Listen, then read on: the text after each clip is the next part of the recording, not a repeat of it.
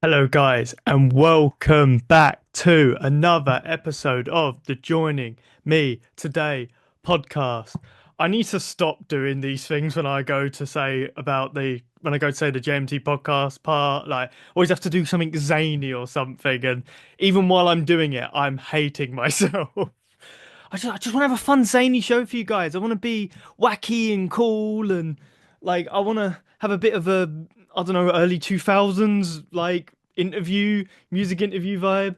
I don't know what I'm saying. But anyway, welcome back to another episode of the Joining Me Today podcast, episode 33 of the show. And once again, another fantastic episode is here for you guys. But before we get started, we've got to do the song recommendation. And today's song recommendation is actually was quite an interesting one because it actually fits in quite well with today's episode and stuff like that with the guest on today's episode and stuff. The recommendation for today's episode is going to be the song King by Years and Years. It's, I've just had a moment just now, as I've said that. That song is 11 years old this year. I don't know how to feel about that. But anyway, boom. So I got this recently for Record Store Day. This is the album that King is on and stuff. It's Years and Years' Communion album. It's is their first. I was thinking, is it their first album? No, it was their first album and stuff. This was one of my two pickups for Record Store Day. And the reason I'm talking about Record Store Day, the reason I'm showing this off is that later in this episode, I actually show off my other purchase for Record Store Day. This year's Record Store Day. I was going to say 2025s. I could literally just say this year. I don't know why I have to be so specific. But yeah, Record Store Day 2025. I got this, and then I got a really awesome vinyl and stuff like that that I show off later in this episode. And well, there's a reason I'm showing it later on in the episode and stuff. It's actually a really, really cool moment and stuff. I still can't believe and stuff like that it happened and stuff. But yeah, speaking about this song, absolutely fantastic song. Like it really is and stuff. It makes me so nostalgic for the early 2010s and stuff like that. Like I really loved the music of that time and stuff, the vibe of that time and stuff. If somebody could take me back to the early 2010s, I'd pay £1 million to be able to do that and stuff. Yeah, it's one of those songs that just reminds me of that time. It was a very good pop song during that era. I think it's quite underrated, to be honest, actually. I don't think enough people talk about like how good that song is and stuff. It's got sort of a little bit of a kind of an alt flair, bit of an indie kind of flair to it and stuff like that. You know, it reminds me and stuff of it's just got that little thing that just reminds me and stuff, like I said, of the sort of indie pop, sort of indie rock stuff of that early 2010s era, like music that really does mean sort of a lot to me and stuff like that, you know, and just having sometimes you want a bit of a pop charm in a song, you know what I mean? Just typical, just nice poppy vibes, you know what I mean? It's a bit like fast food sometimes, in it, you know what I mean? You know, it's not maybe the most like avant-garde, greatest thing in the world, whatever, but you know what I mean? Sometimes you want a McDonald's over a five-course meal. You know what I mean? You know, and but this song, trust me, I'm not just saying it's a Big Mac. This song, 100% not. It's an absolutely fantastic, fantastic song. You guys should definitely go check it out.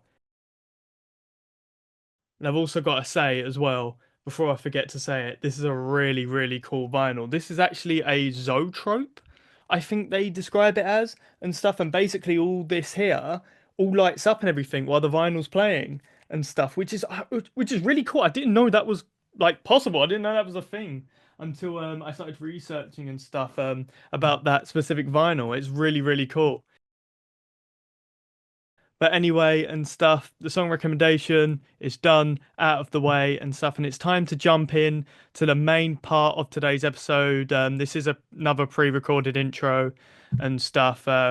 If you hadn't already gathered from earlier when I was saying, "Oh, it was so cool," I was talking in the past tense about the interview and stuff like that. I think it's from that you put two and two together. This is obviously a pre-recorded intro, but you do get another intro in this because I accidentally on the spot went to go do just my normal intro. I forgot I was doing a pre-recorded one, and I luckily I do correct myself later in the interview and stuff, but it was like, as I was saying it, I was like, oh no, it's meant to be a pre-recorded intro, but I've already started doing a normal one, so I guess I'll go with it. So you get two intros in today's episode. But anyway, enough of my waffling. Let's jump into today's amazing, amazing episode. Jumping in to my interview with the amazing Frank Turner.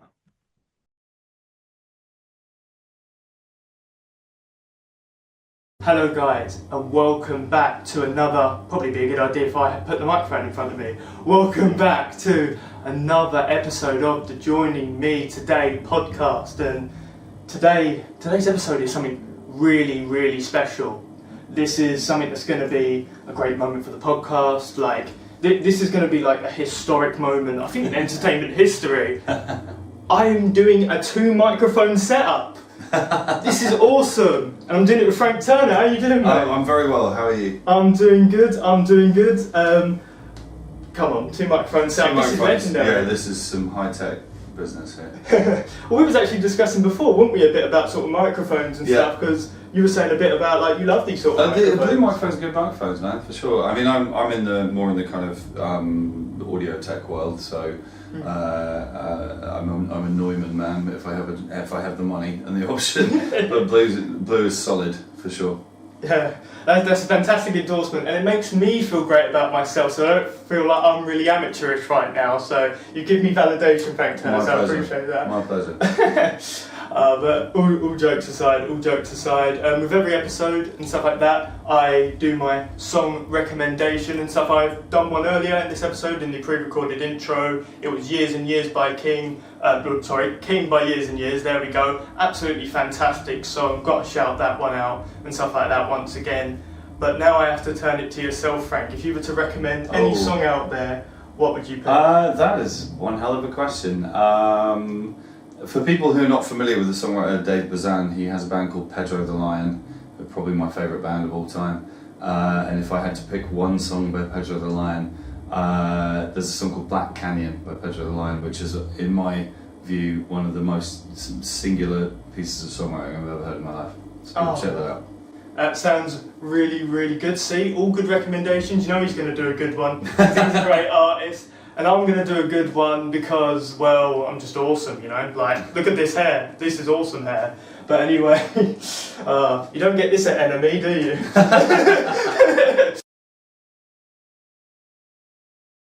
But anyway, and stuff, that is genuinely a fantastic, fantastic song recommendation. You guys should definitely go check it out. But anyway, let's dive into the main questions of today's episode.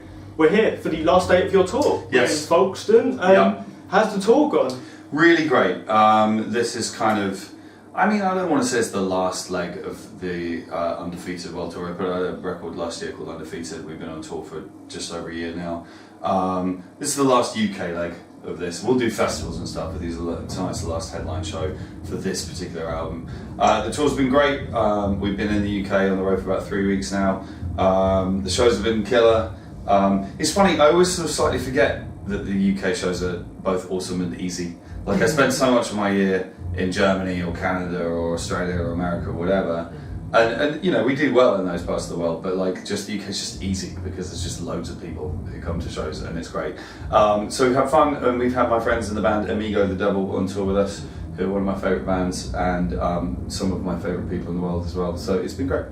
Yeah, you can definitely tell and stuff like that, like, it's going to be a great tour and stuff like that because you're doing it, because your tour shows are amazing and stuff. Like, your 3000 show, just looking at the images I saw, and it's like, even though I wasn't there, you could just see the passion, like, because it was your 3000 show, like, it was, what was that like? It was amazing. It's a funny thing because, like, inherently, I'm a little skeptical about the idea that show 3000 should be better than show 2999 or show 3001. It's just another gig on some levels. But because people know that I count my shows and the full list's on my website if people want to see it, it's an excuse for a party. Do you know what I mean? And so we booked a big room, we booked Ali Pali in London, and we were sort of hoping that we might just about scrape selling it out by the night. Put it on sale and the whole thing sold out in 24 hours, which was just like, what is going on? And it was a really magic kind of celebration kind of vibe. Like, everybody was stoked to be there, not least me. And, you know, we had lottery winners played who I loved, and the Mefs played, and just a lot of friends, and good vibes. Yeah, it was awesome. I mean, I know that some artists try and be cool and say, I much prefer playing the 200 cap club or whatever, and it's just like, shut up. Playing in front of 10,000 people is a good feeling.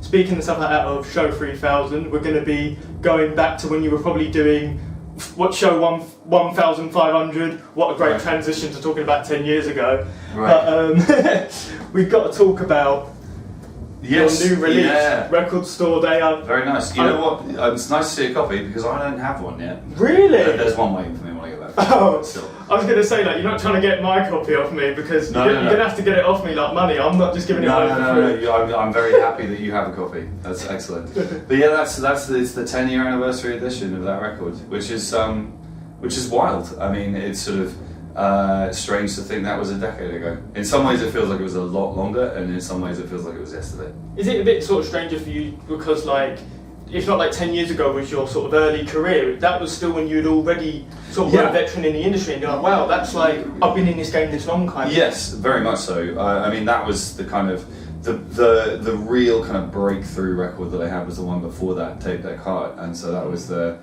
first record where it really felt like I was an established artist putting out a record. But that's my 6th album, it's crazy. It's crazy, isn't it? It's been 10 years since my 6th album. But it's kind of funny, every year I do this little festival called Lost Evenings, and we always do an album in full, and this year we're doing that one in full because it's the 10-year anniversary.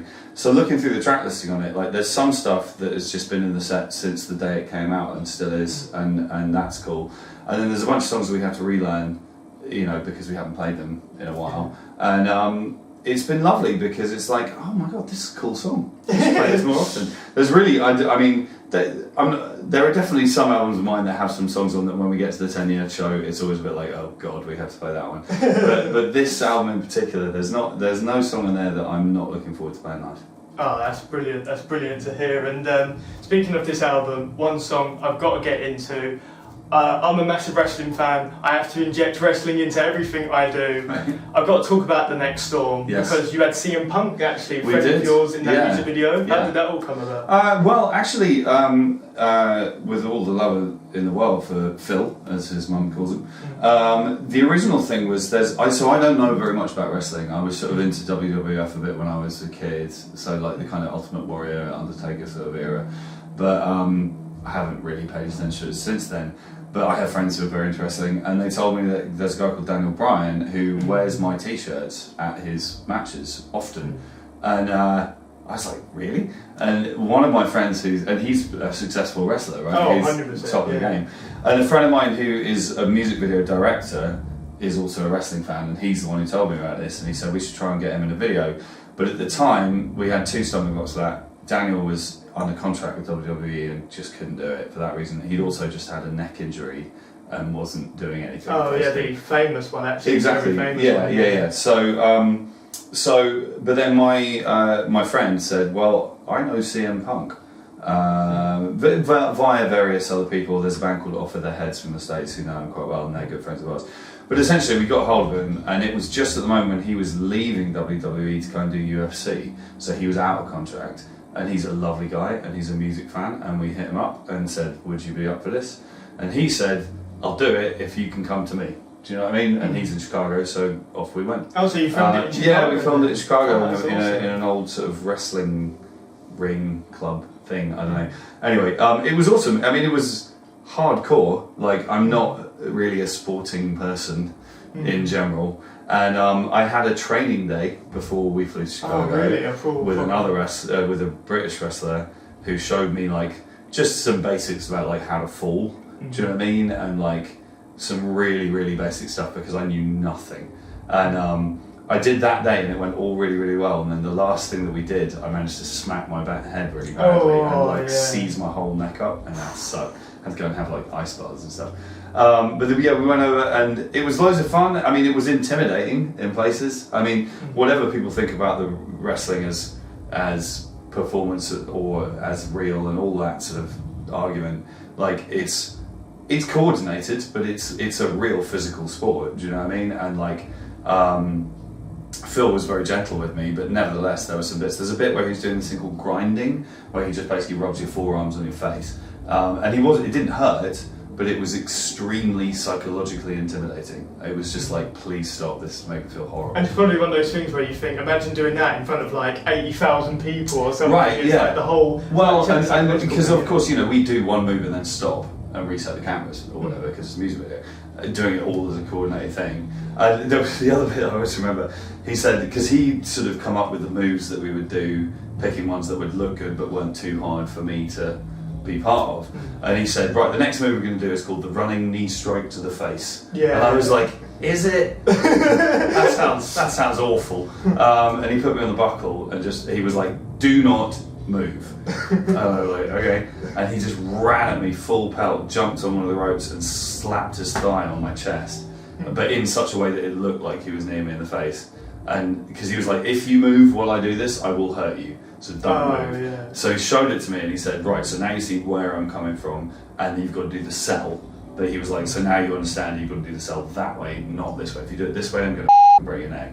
And it was just like, okay. And we did it a couple of times. And yeah, and then the final story from that show, which was funny, was that obviously the conceit of the video is that I win the match in the end, which is obviously silly. But we had to come up with a move that I could do on him. And I was just like, what are we going to do? So this thing called a spear, which is basically a rugby tackle. And he stood there and he went, right, come at me. And I did it once and he went, no, you got to do it way harder than that. I kept doing it and he stopped me and he said, you can't hurt me. He was like, you're holding back because you're worried that you're going to hurt me. He was like, I do this for a living. You cannot injure me with this. And in the end, we managed to get a sort of half convincing one that sort of worked and thing. But I discovered that I'm not cut out to be a wrestler.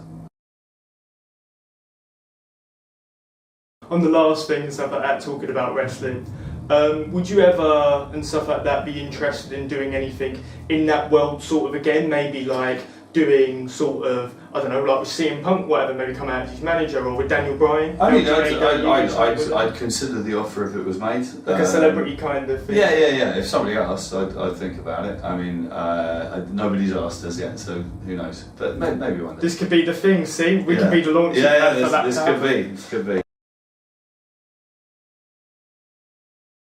We spoke about wrestling, we spoke about Record Store Day and your 10-year anniversary of your Positive Songs for Negative People album.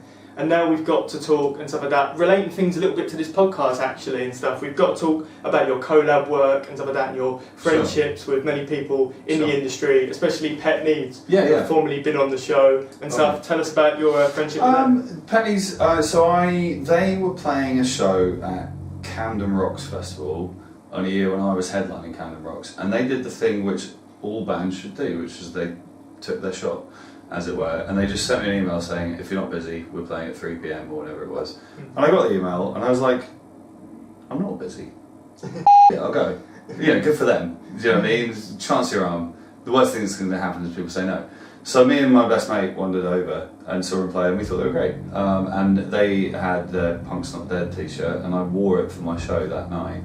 And there was a really cool picture of me kind of on the barrier shouting at the crowd that somebody took, and I put it on my Instagram, and off the back of that they sold enough of that t-shirt to pay to record their album. Wow. And so that was cool. And then that was just before the pandemic. That was 2019.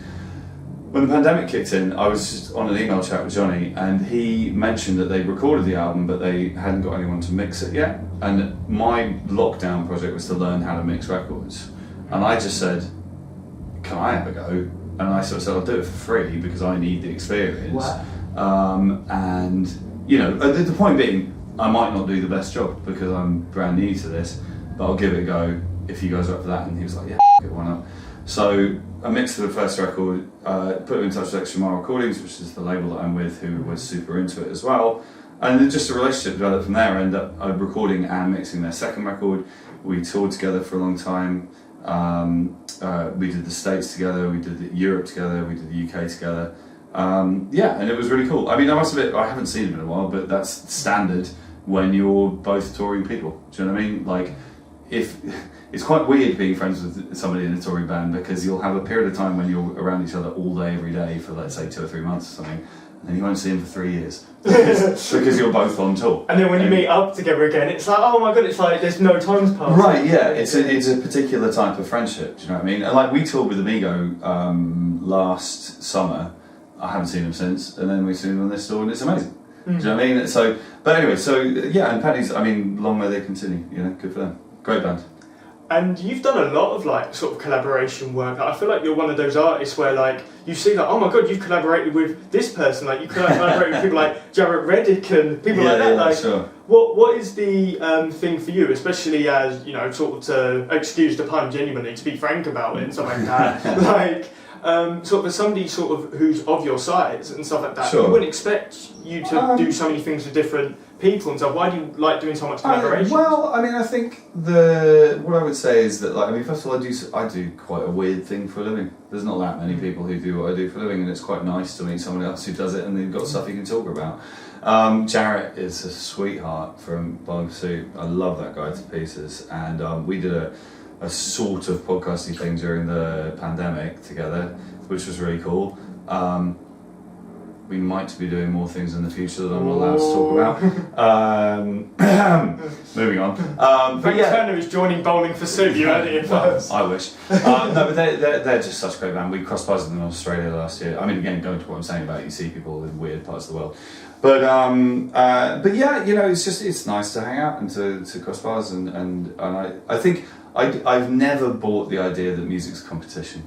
It's not a competition. That's bull.